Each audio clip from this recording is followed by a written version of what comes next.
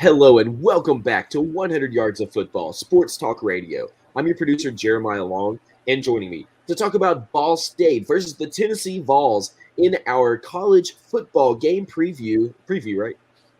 Yeah, game preview. Sorry, I can't remember if it was a preview or a recap for this one. We're actually getting into football finally. Yeah, I know. With our preview for Ball State versus the Tennessee Vols is our host, Mr. Logan Landers. How's it going, man? Doing good, man. Hey, this could be a good matchup. Week 1, college football, Ball State Cardinals going all the way to a little town in Tennessee, Neyland, Knoxville, wherever you want to call it, going to Tennessee, and it's going to be a fun time. On September the 1st, 7 o'clock Eastern Standard, be sure to check it out. It's going to be a great game. Absolutely. And for anyone who's never been to Neyland Stadium before, I encourage you to definitely check out a home game with the Vols. It's over 100,000 people in the stadium, sea of orange. It's a lot of fun, whether or not the Vols are back on top or not. It's just a great stadium experience. It's a great tailgating experience. Downtown Knoxville is looking really beautiful these days, and there's a lot of cool places and things to do, lots of great food. So Ball State, have fun when you're in town, enjoy the crowds, enjoy the magic of the Pride of the Southland marching band, and just have fun coming down from Muncie, Indiana. Well, Mr. Logan Landers, what do we have to actually look forward to in this amazing kickoff game for the Tennessee Vols? Let's talk about this, man. Let's talk about the road visitors, right? Let's talk about Ball State first, what they can get rolling if they can get the major upset to kick off the 2022 season. Let's talk about their team here. Looking at the year that was in 2021, a decent season, nothing great, but a little bit can be improved on, of course. 6-7 overall last year in 2021. And like I said, last year they surprised people in recent seasons, getting to the MAC championship in 2020. And then, like I said, last year they did lose some pieces, which hurt their record as we saw that 6-7 record. But they are looking to get back in winning contention with quarterback John Paddock. He is going to be the guy under center. 5'11", 196. He's the senior.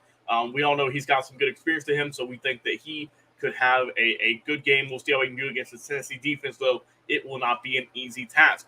The running backs are looking good as well, right? You're getting Carson Steeler and Will Jones, who are going to be guys who combined for over 1,000 yards last year and 9 touchdowns.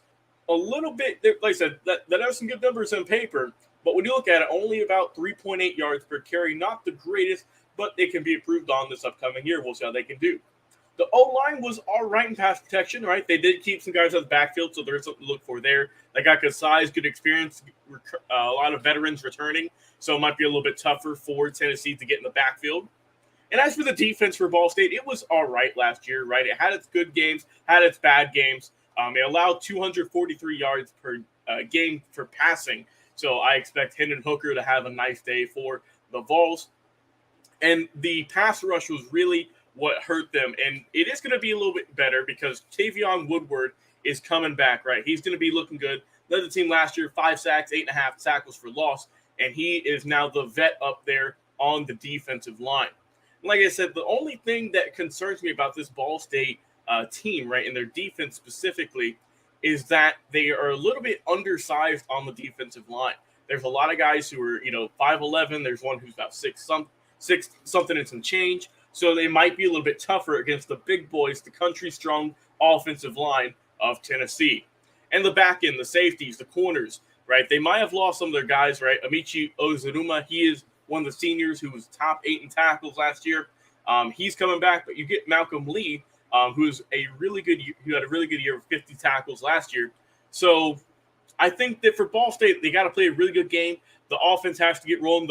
Specifically, the running game has to get something in motion, right? They got to get it going. And as for the defense, they just got to really kind of create some turnovers, create some havoc, get an interception or two, maybe get a few strip sacks, and if they want to build some momentum in this game against Tennessee. But speaking of the Volunteers, let's talk about them. Last year, 7-6 record, so somewhat, pretty similar record to Ball State last year, just the numbers are flipped. And under, of course, Josh Heupel coming into his second season. I think that Tennessee, like I said, with Hendon Hooker, I think it's going to be a better year this year. He showed a lot of flash last year, a very welcome surprise. And it really was going well, right? They averaged 474 yards per game and close to 40 points on offense. That's what you love to see. The offense was not really the problem last year. It was the defense, and I'll get to that in a second. But they were really good, right? And they put up a lot of big numbers against a lot of pretty good teams. And against the tougher teams, it was a little rough. Whenever they scored 35 or more points, they won. They went 7-1. When they didn't, they went 0-5. So pretty simple. If you score a lot of points, you win a lot of ball games. Not too simple, not too complex to understand right there. And Hendon Hooker, like I mentioned, probably one of the more underappreciated guys, not just in the SEC, but just in college football in general. I mean, last year threw close to 3,000 yards, over 30 touchdowns, and he is looking good. I think that he is going to be fine. I think he's going to look really good. Cedric Tillman's coming back, right? He had 64 receptions last year, over 1,000 yards, and 12 touchdowns.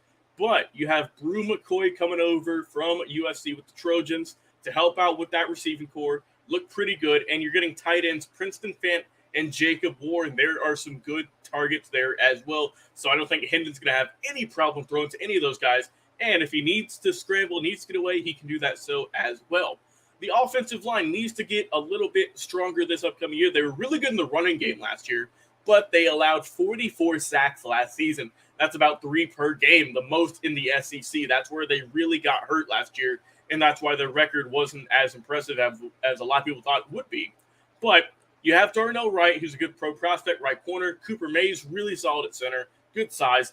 And you have Jeremiah Crawford, who, if he can improve, if he can get better at that left tackle position, I think the offensive line will improve this year. I don't think we'll see anywhere close to those 40-plus sacks they had last year. Tion Evans, the running back, he's left. He is no longer there. But like I said, Hooker was a dual threat last year, second on team last year in rushing yards. You have Jabari Small coming over, helping the team.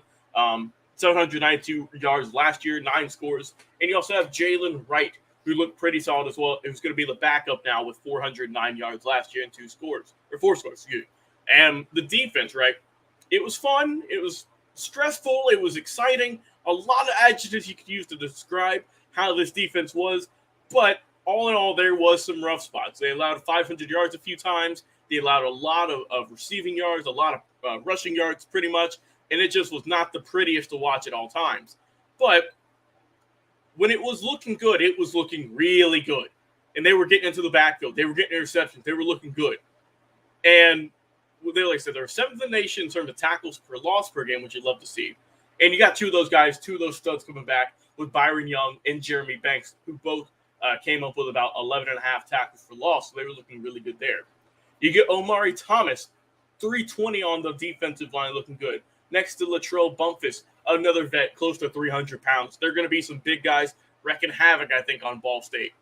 And they are looking really good. As for the secondary, you got Trayvon Flowers, right? He is a really good hitter, but you're going to miss Theo Jackson. He is no longer there. But you do have Jalen McCullough, who led the team with 3 picks last year with 49 tackles. So I think that will help up for it as well.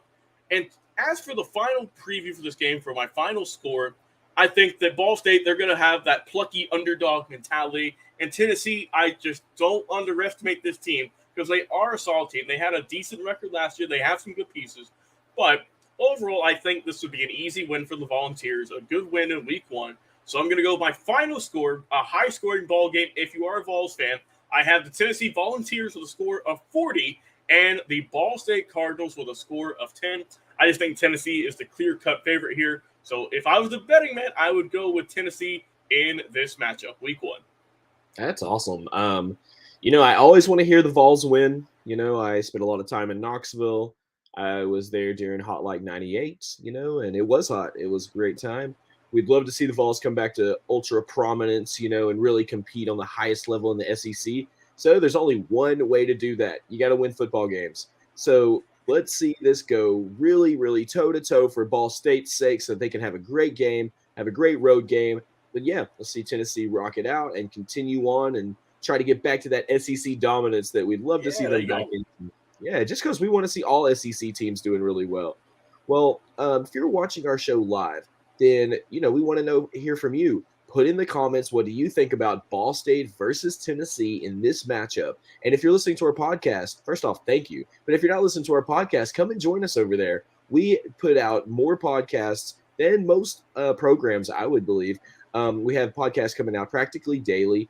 We talk about history specials. We have game previews. We have team previews, interviews with other great sportscasters, and more. Anywhere that you listen to podcasts, whether it's on Amazon, over on Apple, over on Google, or anywhere that you love listening to your podcast, just look up 100 Yards of Football, and you'll see our 50-yard line football right there on the image, brought to you by the Believe Podcast Network.